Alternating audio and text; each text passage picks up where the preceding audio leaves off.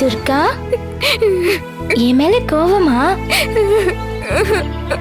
துர்கா, உன் கண்ணீர் சொல்லுது என் மேல எவ்வளவு பாசம் வச்சிருக்கன்னு. நம்ம ரெண்டு பேரையும் யாராலையும் பிரிக்க முடியாது. இந்த பந்தம் அந்த அம்மா கொடுத்தது. இது சும்மா ஒரு நல்லதுக்கான பிரிவு தான். நீ தைரியமா போயிட்டு வா துர்கா. கௌரி, எனக்குள்ள இருக்கிற பயம் உன்னை நினைச்சு இல்ல, என்ன நினைச்சு. என் அக்காவும் இதே மாதிரிதான் என்ன தனியா விட்டுட்டு போனா.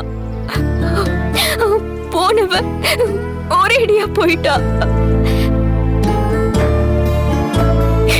இப்ப நானும் உன்னை விட்டு போறேன். என் அக்காவை காண மாதிரி எனக்கும் ஏதாவது ஆயிடுச்சுனா?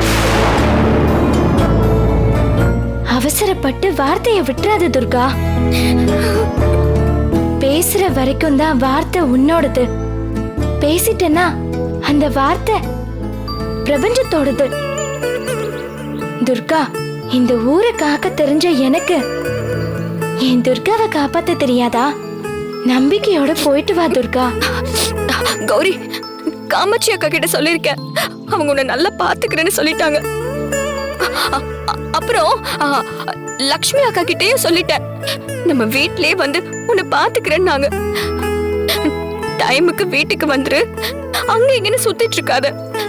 அப்புறம் சித்ரா அக்காவும் பாட்டியும் நம்ம வீட்டுக்கே வந்து உன்னை பாத்துக்கிறேன்னு சொல்லிட்டாங்க. அவங்களும் உன்னை நல்லா பாத்துப்பாங்க. உன்னை விட்டு போறதுதான் எனக்கு பயமாவே இருக்கு. ஆனா அம்மா இருக்கான்னு எனக்கு ஒரு சின்ன தைரியம். பத்திரமா இருந்துருவல. துர்கா, எனக்கு இவங்க மட்டும் சொந்தம் இல்ல, இந்த ஊரே எனக்கு சொந்தம் தான்.